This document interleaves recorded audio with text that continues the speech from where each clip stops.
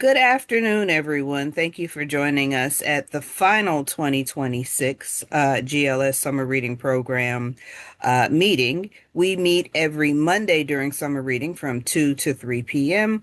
to talk about various subjects and topics. And in the last few years, we have had representatives talk to us about the major conferences in the summer for the major blindness advocacy organizations. We're lucky today to be talking with Cecily Nipper, who is the president of the Georgia Council of the Blind, and she is coming to us from the American Council of the Blind's annual conference. Welcome, Cecily. Thank you, Kristin. I hope you're having a wonderful time at the conference. Based on our pre-conversation, it sounds like you're doing wonderfully and having a great time. So I'm going to jump on into these questions. Feel free to stop me and feel free to add anything else that you think might go well with today's conversation. So, our first question is, of course, we want you to introduce yourself. Tell us your role at ACB and GCB, and include how many years you served and some anecdotes about your service.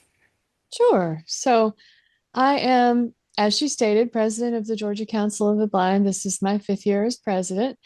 And I have, for 3 years, had the privilege of serving as a board director for the National American Council of the Blind. So, state level, national level, and then also at the national level at this conference, I have the privilege of being one of six people on the convention committee who help to manage the various aspects of this year's conference. So this year we're here in St. Louis, and it has been lovely. I attended a board meeting. There is an in-person board meeting with every national conference, and we did have one. So I got the opportunity to wear my board hat and take that off and go straight into the convention committee. And for the convention committee, I get to run the information desk. So I take the questions. Where is my session? What floor is this on? Where are the restaurants in the hotel? That sort of thing. And I absolutely love it. It's a problem solving, high intensity, fast paced environment that I really enjoy here at the conference. You're wonderful. And Cecily, it's wonderful that you're out giving information because we do count you as one of our favored patrons. So you're one of our honorary librarians. There you go. There you go. That's a great job for you to have. Let's see. How many years have you attended the conference? And talk about some previous conferences on the national level. And then I'm going to ask you to talk a little bit about the state conference as well. Okay. My first national conference was in Rochester, New York in 2019. And then I didn't get to go for 2 years except virtually because that's all we had was virtual conferences for 2 years.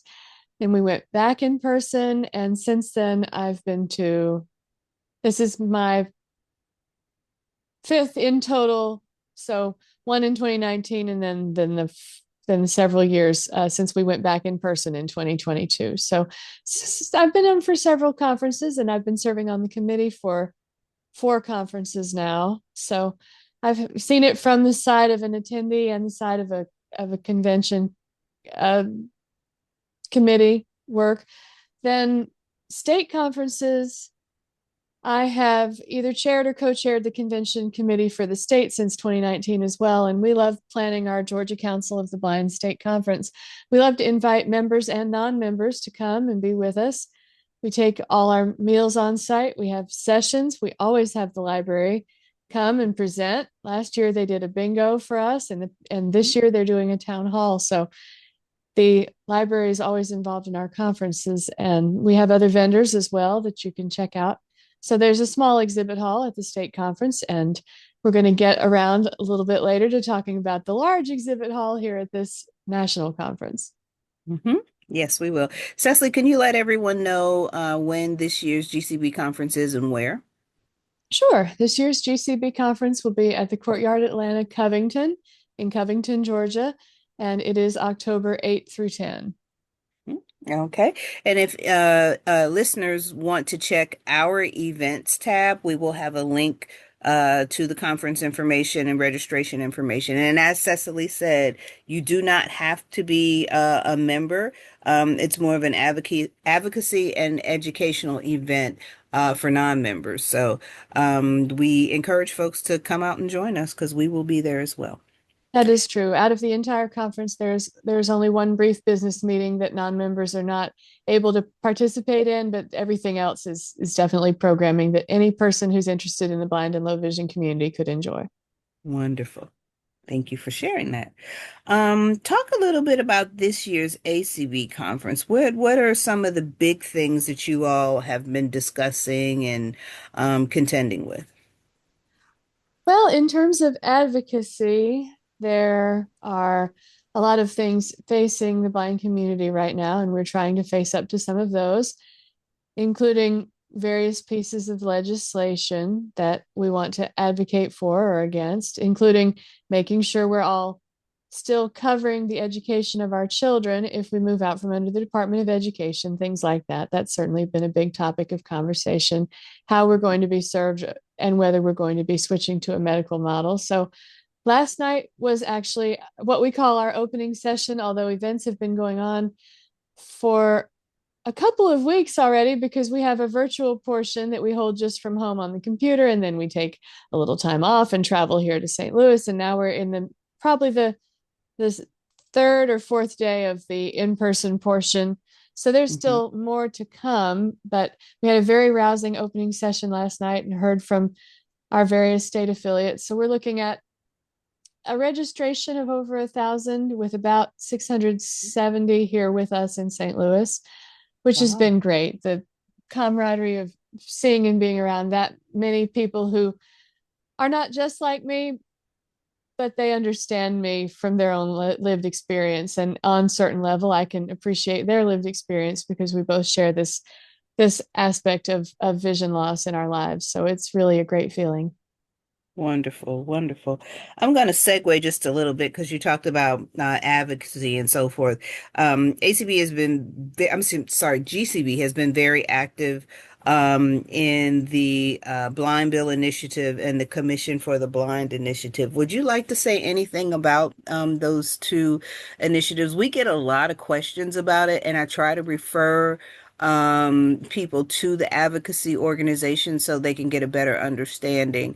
So first, if you can talk a little bit about the Braille Education Bill, and then talk a little bit about Georgia and the Commission for the Blind, or Okay. the potential establishment of a Commission for the Blind. Right. So the Braille Bill is one that we've been working on together in collaboration with the National Federation of the Blind of Georgia. And we got it to a certain point. It got attention from the Education Committee.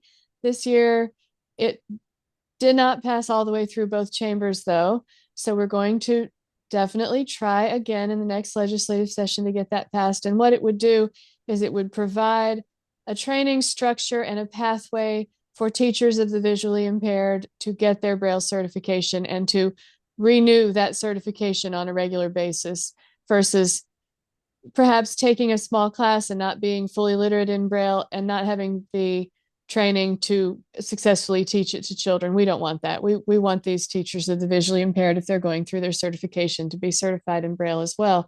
And we want the students to be considered for Braille when they're being evaluated by the school system. And if they are not a candidate to be taught Braille, we need a firm justification as to why. And that justification doesn't include we didn't feel like teaching it. So Right, exactly. that's the Braille bill.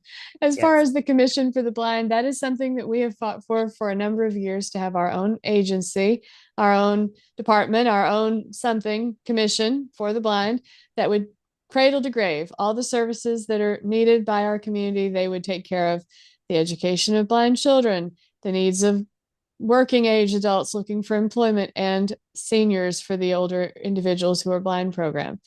Mhm. The establishment of new programs, however, has not been something that we have been able to get any traction with in the legislature.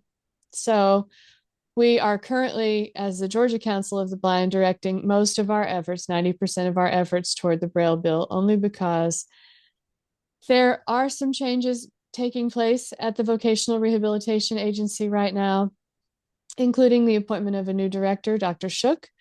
And Mhm. we want to see, we're participating in a focus group coming up soon for Georgia Vocational Rehabilitation Agency. So we have hope for change and improvement there, that we could maybe work with the existing that we have and not be pursuing the commission bill at this time. Mhm. Okay. That sounds wonderful. When this conversation came up, a number of times I attempted to refer people to South Carolina. I used to be the NLS Network librarian in South Carolina, of course, and now I'm in Georgia. And at the time, the commissioner for the Commission of the Blind in South Carolina was Darlene Graham, who is now the first woman senator from from the state of South Ooh, Carolina. She worked for that agency for a number of years, but she worked in disabled space in South Carolina for a number of years. And I felt like they had a pretty good construct for people who were supporting this bill to kind of follow. And she would have been a great voice to contribute to that conversation. As a government agency, GLS cannot, but we frequently did show up to hearings and other meetings around the issue to let folks know that if either of these two bills pass, the Braille bill or the Commission for the Blind, we do have resources available to assist both in their mission and to fulfilling their mission to the individuals to who they will have to serve. So we will continue in that capacity, and we look forward to helping the community get what the community wants. And that's the biggest thing that I tried to get across when we would have these conversations, that it would be great to pass a bill, it would be great to establish a commission, but they both need to be in line with what the blind community in Georgia wants and needs. And right, GLS is here to assist with that. So right. We thank you so appreciate very that. much. Mm-hmm. Yes, thank you so very much for that. Um, okay, back to the conference. What were some of your personal highs and personal lows of this year's conference? And you can leave out the lows if you want to, but if you have something that you want to share with us, we'd love to hear that too. My only low is there is not enough time, and I walk myself off my feet trying to walk to the different places. That's I a good enjoy low. walking, but it's a lot. And and when there's a session that ends at 10:30 and then another session that starts the next morning and you're up at 6 a.m., it's like, oh goodness. But That's a lot. but I would say, oh, seeing people is definitely always a high for me. I enjoy seeing the friends that I've met over the years coming to this conference, people I've talked with by phone or on Zoom calls. Meeting them in person is such a joy. And I love the exhibit hall as well. Yes. And that's a perfect segue to the next question. What were the best parts of the exhibits? What was your favorite exhibitor and or exhibitor experience? And do you have any exhibitors that you think Georgians, particularly GLS patrons, might want to follow up on? Well, certainly National Braille Press, Hmm. because their table today, I saw a tactile map for children of the 50 states in an outline of each state, and the puzzle piece fit in the outline, and the braille was on the puzzle piece. So you could take out the state of California, feel the shape of it, put it back in the puzzle, and it said CA. Wow. I thought that was very, they have magnets with braille sayings on them, and also lots of books for children and adults. So I love National Braille Press. They're one of my favorites. I enjoy visiting the various guide dog schools. I'm a member of Georgia Guide Dog Users and Guide Dog Users Incorporated. And although I am not currently working a dog, I do have a retired guide, Shadow. And Mm. I have a heart for guide dog handlers and love to talk to the schools that I've gotten to know over the years. Wonderful. Oh, Wonderful. and we have blind hockey here at our conference. Oh, wow. Okay.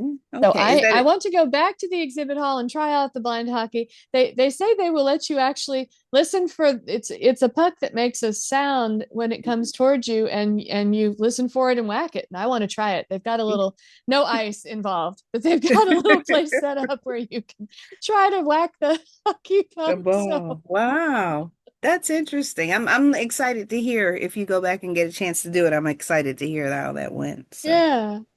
Is there an exhibitor that you think GLS patrons might want to look into? Well, it would be up to the focus area. We have 67 exhibitors, and you would think there would be something for everyone on that list. But as far as any specifics, I don't know of any other than, like I said, the National Braille Press because of the books. Okay. I did meet an organization called the Literacy Project, though. Hmm. And the Literacy Project works with seedlings to provide books, Braille books. Okay. And they have a fact sheet and a short training on narrator and magnifier that are built into Windows computers. And the idea is that will be a way to build literacy because as you read visually with magnification or just orally with speech, you can follow along and it helps with learning, comprehension, et cetera. So children and adults can use it. So they were also another that related to reading and Yeah. literacy. That's interesting. For our patrons who qualify for us under dyslexia, we encourage the parents to do the audiobooks in conjunction with the actual physical book that the child can follow along. So, yeah, I've heard of those types of combinations becoming a trend now. So that's Certainly. interesting to Mm-hmm. hear. Yeah. Okay. Well, you kind of answered the question. What would you like for GLS and our patrons to know, get, or follow up on from the conference? And I am going to follow up on that program. Anything that works with seedlings already has an endorsement from me. Oh So yeah, I can get you a copy of the flyer. that sounds good. Okay. All right. So we'll do some follow up on that. Anything else? No, I don't think so. Okay. What was your most memorable experience of the conference? It's hard to know what I'll remember when I make it home because there's been so much wonderful content. And I enjoy going to acb.org after the fact and checking out the podcasts that'll come out in a few weeks, Hmm. where many of the sessions will be available for replay. Okay. Because any sessions that I don't hear, I can go back and replay them. Is that just for members or anyone can go to the website? Anyone can go to the website, And the website again is, acb.org thank you. or acbmedia.org/podcast if you want to get even closer to your final destination without having to go around a website. Sounds good. Thank And you very much for that sharing. it'll be the 2026 conference and convention feed. If you Okay. go there now, you will just see our business meetings because we post those in real time since we don't have to edit them. Since you don't Hmm. edit your business, you just do it, you know. Right. But we will edit for the best listening experience, the plenary sessions, the sessions for information, so that they're smooth. And one that I'm really looking forward to listening to on replay would be one that was done today about using artificial intelligence to edit your organization's newsletter and get it into Yeah. audio format. Yeah, that's a big thing right now. It is. And it's not one that I've explored as much as I would like to. So I hope to take advantage of some of this programming after the fact. Sounds good. Wonderful, wonderful. Okay. I guess our final question is, what are your final thoughts on the conference and any advice or suggestions for GLS affiliated folks who are interested in going next year? Oh, certainly. There are, again, on acb.org, a number of scholarships available if people are a member of the Georgia Council of the Blind or even interested in, because the way our structure works, when you join GCB, you're also joining the National Organization, American Council of the Blind. So, and then would be eligible to apply for scholarships. But something that I would say about the conference is give it a try. Even if it's the state conferences, try them out. And it's a great way to get you, if you want to get your feet wet with, between 50 and 100 people instead of 600 people, I understand, go to a state conference first and they Mhm. they will they will give you a taste of what it's like. You can see the exhibitors that are there, enjoy getting to know others and doing some advocacy training, and it'll be, I hope, a great experience for you if you come to our conference, and you can check that out at georgiacounciloftheblind.org/register if you want to see the information for the conference. Yep. Sounds wonderful. I can vouch for the conference. It's a wonderful educational experience and a good networking and just kind of fellowshipping experience Oh, too. absolutely. I've always had great times there. They've always had really good, interesting sessions. We've had very vigorous conversations. And substantive conversations too. I know a lot of times we go to conferences and, folks meet and it's just a meeting, but I can say GCB is there's good information that it gets exchanged there. Very good conversations. I learn something every year. I've taken staff with me before. They've learned something every year, and we pass that on to our patrons. So we hope our patrons will join us in attending this year. And as Cecily said, we will be doing a town hall, a GLS town hall, just an open forum. We'll talk a little bit about some new things. We'll talk about the DA2s. We will talk about GLS's recent win as the NLS Library of the Year, Oh, as designated by the congratulations. library. Thank you very much, as designated by the Library of Congress. And we'll talk about some other things. We've had in the last town hall that we had, and I can't remember what they are offhand. I should have looked some things up in my notes. But there were a couple of things that were brought up in the last town hall that we did, and we made some changes based upon that feedback. So we look forward to doing that again this year. And Cecily, I'm going to give you final words in this session. Anything else you want to share, tell, anything else? Thank you very much, Kristen, for having me on for this interview. I really enjoyed it, and I hope you folks enjoyed hearing about it too. And I will continue to enjoy St. Louis and this beautiful city for the few Wonderful. days that I have left of the conference. And that's all for me. All right. Thank you so much, Cecily. And this is the final meeting. I am ending the final meeting of the GLS Summer Reading Program Club. We look forward to everyone joining us again in 2027. All of the recordings for the sessions are on our website or will be on our website once this one goes up. So if you didn't make it to our sessions, please feel free to listen to them all year, getting ready for next summer sessions. Thank you all so much and have a good day.